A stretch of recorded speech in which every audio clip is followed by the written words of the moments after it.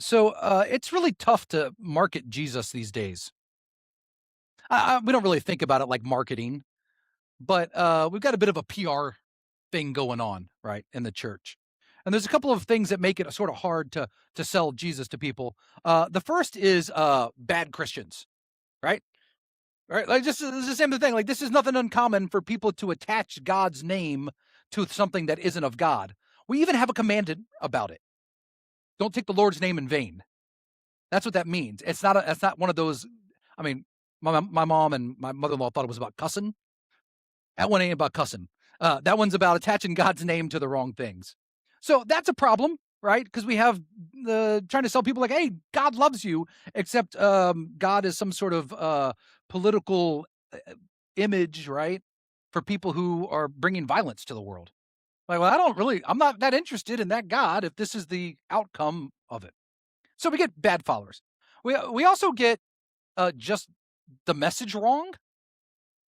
For a lot of people, selling Jesus is a little hard because they're like, wait, so tell me your whole thing again. You're saying I'm broken and God's really angry at me and God's just waiting to smite me, but because of Jesus, he might not. That's your sell? This is you call that good news? Boy, would you take an offering too? Sounds great, right? We get the message a little wonky, right? Hey, I've got good news for you. God is so angry at you. Oh, well, fantastic. Well, what a delight to be told. I'm so glad you traveled across the world and learned my language to tell me that. No. Yeah, just let that one keep sliding. But here's the thing. Even when people who really get the message, it's still a really hard sell. Because in a culture focused on it's about you getting what you want from your life, self optimization, self achievement, you chasing your own passions and desires. Jesus's message of actually, it's not about you. You are going to have to die to yourself and be reborn into new life in order to discover who you were created to be. That doesn't sell real well either. That sounds like a lot of work. Sounds really hard. So opting out of that and finding one of the other versions often seems easier, even when, in the best case scenario, we actually get what the message is. So Jesus is hard to market these days. It is hard to sell people on what God is actually calling us into. There's a lot of barriers to that, which is exactly why, and I'm going to be biased here because this is my literal job. I think this is the exact moment when we have the greatest opportunity to tell the world about Jesus. I think this is actually the moment when it's going to be easiest to make it clear about what the good news of Christ is. So let me explain that to you a little bit today. For the last 15 years in our culture, this is what I like to do. I like to study culture and trends and how things interact. There's been a really fascinating duel going on from sort of the two ideological ends of our culture, from the left and from the right. And there was a movement really that started really as social media really took off, where voices that had been silenced, that just hadn't been heard, were now able to tell their own story and to find other people. And one of the things that emerged out of that were people telling stories of injustice, marginalized voices, ignored voices, voices that had intentionally been shut down by those in power and power structures, now couldn't silence people who just could have a Twitter account. And there was a movement that emerged out of that of accountability, of saying, hey, there are broken things in this world. And oftentimes, very public figures or very public, strong institutions have been the cause of that injustice. And they may have silenced me and they may have kicked me out and may have done this to me. But at this point now, I'm going to be able to speak. And so we saw the rise of that around issues like racism and sexism and violence and the Me Too movement, the Church Too movement, which were really important because voices that had been stomped on simply got to speak about what was happening. And there was an element of accountability and some element of justice that began to respond to that. Right. It also went off the rails a little bit, um, because when all of that's happening in this disembodied way in social media, it's really hard to get to the actual justice part. And it gets really easy to quickly point to people or to throw accusations at them. Right, this is where we can, some of the terms like cancel culture came from, of saying, hey, you remember you did this thing once, well now we get to publicly shame you, slap the scarlet A on you and say you are not worthy. And that turned into like its own righteousness. It was a performative righteousness. You didn't have to actually be a better person, but you had to have the right social media account and know when to say the thing about the thing and scrub all the things you shouldn't have said and walk on eggshells to make sure you did not violate one of the unspoken rules of what was taking place. So even while these good things were happening, like we want justice for those who suffer and we want those who are perpetrating that injustice held accountable.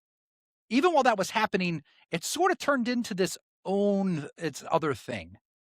It never quite got to what it hoped to be, especially because that doesn't happen very well on mass scale and certainly not on social media.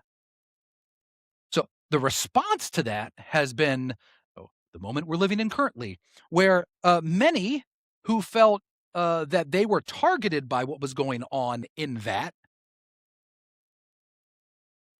were tired of the shame.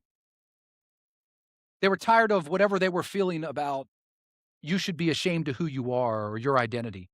Now, whether or not that was intentionally happening or whether that was actually true, that became the very real lived experience for many who felt like what was happening in our culture was a righteous people shaming an unrighteous people. And so the blowback from that has been violent and swift. And I would describe it, the blowback, as don't tell me how to live. And now we have culturally this rising movement of, I'm going to actually, you thought that was offensive? You have no idea how much more offensive I can be. Let's go back even further. Let me live out everything I think or feel and just throw this at you in a way that I'm intentionally showing how I don't believe in what you're saying is the right way to live. And we've lived in this culture war going on back and forth, and it's showing up politically, and it shows up in laws, and it certainly shows up in social media. And in that tension, what hope is there for forgiveness or reconciliation or peacemaking? That is a culture and a tension that creates enemies, that positions you over and against the other from a place of where you're the righteous and they are the unrighteous. It's a posture that leads us to dehumanizing one another by creating categories of who's in and who's out and who's acceptable and who's not, which is precisely why this is a great moment to talk about Jesus. Because the actual gospel, the really hard to follow one that's, the thing we have a hard time surrendering to, is precisely what a culture that's at war with itself needs. Because at the heart of the gospel, the heart of all of this, is this radical truth about God as a peacemaker. So the Apostle Paul describes it for us in Romans chapter 5 that Logan just read for us. The book of Romans is a fascinating book in this library of scripture that we have. It's a letter that the Apostle Paul was writing to a church that was living, in Rome. So it was the church on the Death Star. That's always how I think about it every time. The church on the Death Star, right? And the problem with the church on the Death Star is the Jewish Christians who were literally kicked out of Rome by the emperor at one point and then came back, and the Gentile Christians who are really diverse and come from all sorts of religious backgrounds, they're in conflict with each other at all times. Makes sense, right? Different ethnic groups, different religious backgrounds, political power, citizens, non-citizens. We always have to name, like, this is always written to a group of people where there would have been the free and those who were enslaved. 40% of the Roman Empire was enslaved. So all of that's a mixture here in what's taking place. And so Paul's writing to them, and the center of the book of Romans, the thing all of this argument is about, is how does this group of people find unity? How do they overcome all of these differences and all of this animosity against each other and find some unity? How do they find healing? Because they can't defeat the Death Star if they're at war with each other. And that's the purpose, to subvert the power of the empire in which they live, to offer the world good news. But if they don't stop bickering at each other, they're never going to get that. And so in the book of Romans, we have Paul making a couple different arguments trying to help them move towards that. And chapter 5, the first 11 verses we read here, are the summation of the first 4 chapters of the book. Yeah, you can just skip those. They're fine. No. But from Romans 1:18 and through the end of chapter 4, Paul is making a one lengthy argument, and it seems to be for the Jewish Christians that were there. So let me sum up his argument that we see here in these 11 verses, because I think it really helps us think about how we, help Jesus be good news for people. The first is this. He starts off with this big point, which is all of us should be considered the enemies of God. God has every right to consider us enemies. Why? Because we're the worst. We live these lives that are selfish and broken, and we turn against one another. And there's all of these ways in which these ideals we should live up to, and we all fall short of them. Every one of us. If our lives went under the microscope, we'd all go, oh. Like, I haven't had a lot of makeup experience in my life. But I've seen those mirrors where you flip them around and it's like the super magnified version, right? And you look at your skin and you go, why does my skin look like the surface of the moon?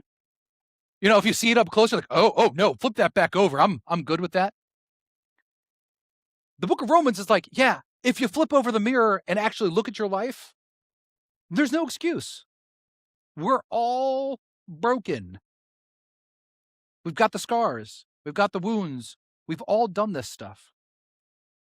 And so by any reasonable thing, we should be the enemies of God. And yet, God has chosen not to have us as enemies. As a matter of fact, God so wanted us to not be enemies that God came and lived among us, came and lived our life, and through the life, the teaching, the death, and the resurrection of Jesus now, God is making peace with us. This is the reconciliation we have. This is what God is doing. Paul says, since we have been justified through faith, we have peace with God through our Lord Jesus Christ, through whom we have gained access by faith into this grace in which we now stand. God has worked through Jesus so that we now stand in grace. We stand in grace. We exist and live inside of not enmity from God, not wrath, not God waiting to smite us, but grace. God has chosen to make peace with us, to reconcile us to him. We stand in that grace. And we now can boast in the hope of the glory of God. We can boast. This is where the marketing comes in. We get to tell everybody boldly and without hesitation, God should think I'm God's enemy. But God loves me so much, I live in grace. I'm the worst, and I live in grace. I'm the worst, and God has made peace with me. I'm the worst, and now God is changing me. And I get to boast in that, not because it's about me, because it's about how magnificent God is. So much so that somehow this grace of God works so that we can glory in our sufferings, because we know that suffering produces perseverance, which produces character, which produces hope. God is so at work, God is so for us, that when bad things happen to us, we never have to ask the question, is God doing this to me? No. God has not come to punish and condemn and to smite. God has come to heal and to reconcile. So instead, when we go through sufferings, what we can do what God did in the midst of God's own suffering, which was surrender to it, find perseverance through the faith that God provides us, and eventually that will change our character. Even the worst things that happen to us can be part of the way in which God changes us and gives us hope in which to live. At just the right time, when we were powerless, Christ died for us, the unrighteous. godly. And so Paul's argument, his summation here is, hey, I know you're fighting with those people because they're the worst, except you're the worst. We all are. The only reason you have a leg to stand on is because God planted you in the midst of grace. And because you live in that place of grace now, you can humble yourself and say, yep, I'm an issue. And you can see other people and say, yep, they're an issue too. But I believe through the love of God, I can learn to love them. And together now we can live in peace, just like how God has made peace with me. And there you go. It's the whole book of Romans. You're welcome. But this is the argument Paul is making for us, is that at the core of the good news, the thing which has the power to change us in the world is this: God is a peacemaker, not a punisher. God is for you and with you. So that no matter what you're facing, no matter what difficulty, no matter what challenge, no matter what suffering, God is for you. And if we surrender to that and trust that, then God will keep changing us throughout our life and make us something new. We stand in grace. And so as I look at the world and categorize all of the ways in which we are inventing ways to be broken, somehow we are getting worse at being human every year. We're worse at it. Like, we keep inventing technology and inviting it into our lives that makes us worse at being human. Our brains don't work anymore. We can't listen to people. We don't pay attention. We're anxious all the time. We're edgy. We get riled up continuously. We're bad at being human. And yet, all of that points us back to this plan God has for us. God is seeking to heal us, to make us whole through relationship with God and each other. So if we're going to do this, and if we're going to sell God, we're going to market Jesus in the midst of this moment, somewhere in between all of the culture war that's going on, we need a really compelling image to offer the world and a way to invite them into this good news. Right? We need a different methodology, perhaps. And I think we need to flip maybe our approach to some of this. Right? What do we believe is possible in the world? One of the stories I saw on social media this week was a little clip, and it was a zookeeper, and there was these two giant tortoises, and one tortoise had clearly just flipped the other tortoise onto its back, and it was like laying there, and the zookeeper's trying to like flip it back over, and there was this whole running commentary about how these two tortoises have been fighting for 100 years because one tortoise stole the other tortoise's meal, and they war at each other every day. And I was like, wow, that's crazy. Then I'm like, that can't be true at all. That is clearly an internet fabrication. There is no way two tortoises have been at war for 100 years over a meal. Like, there's just no way. But here's the thing. I believed it because it seems like, yeah, take my food, you're dead to me. Right? Right?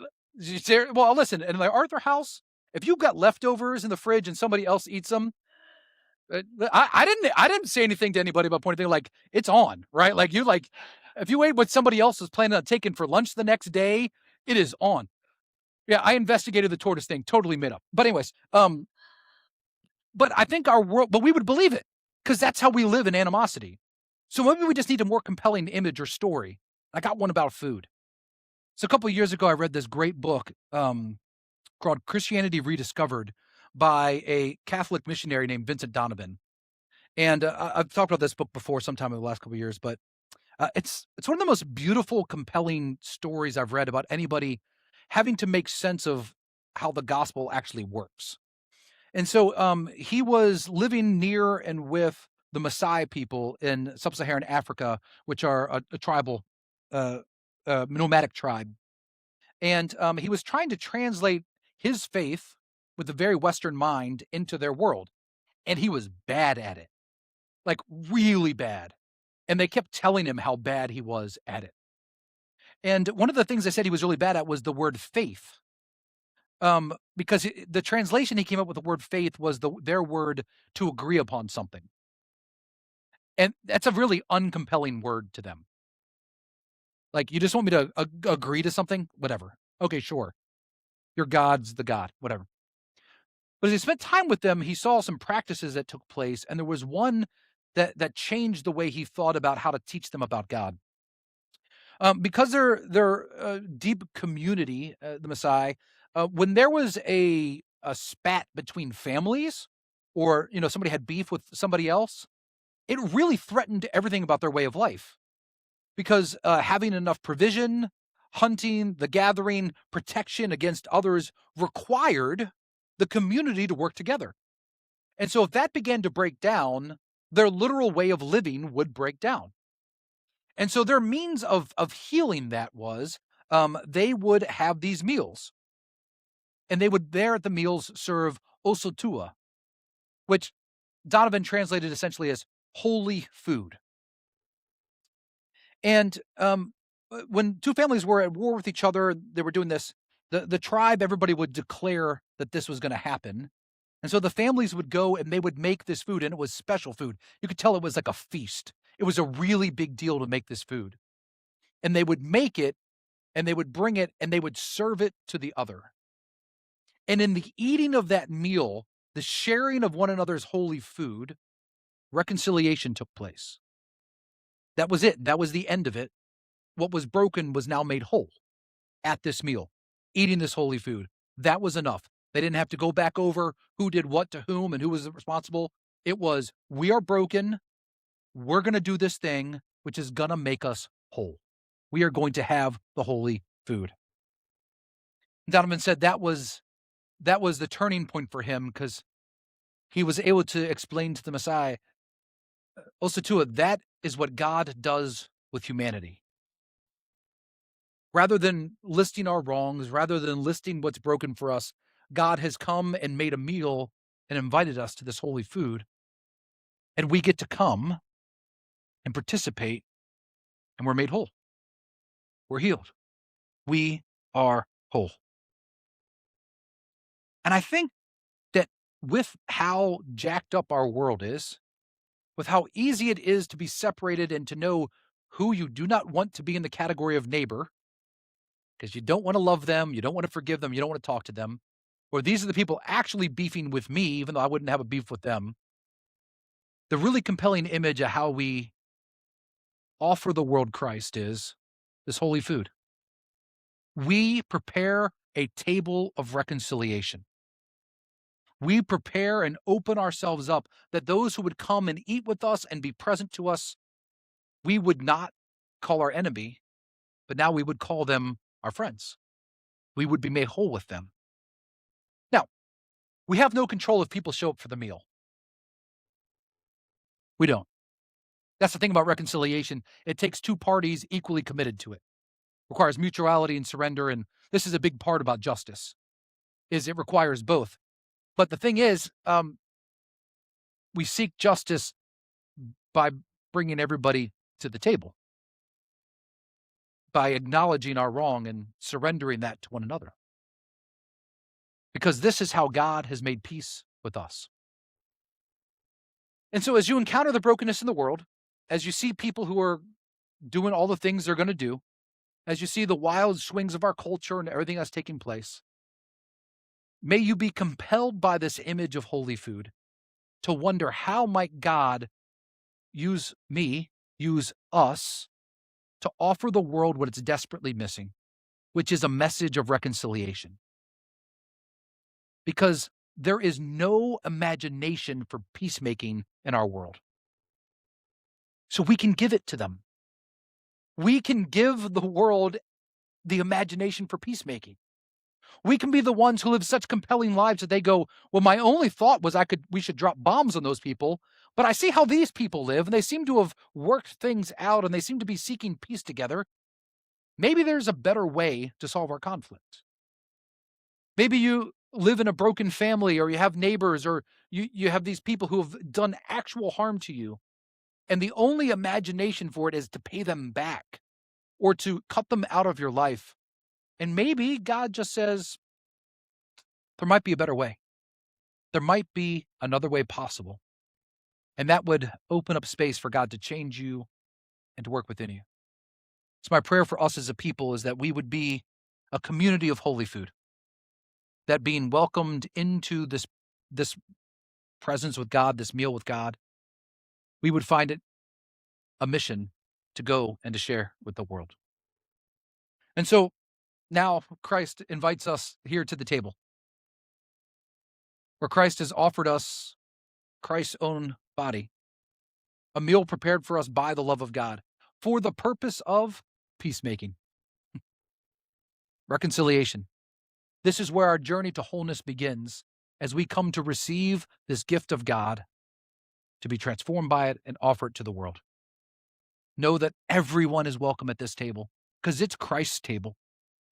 You need to only desire this peace with God to reign in your hearts. I invite you now into a moment of silence and preparation to listen to the Spirit, to listen for the voice of God.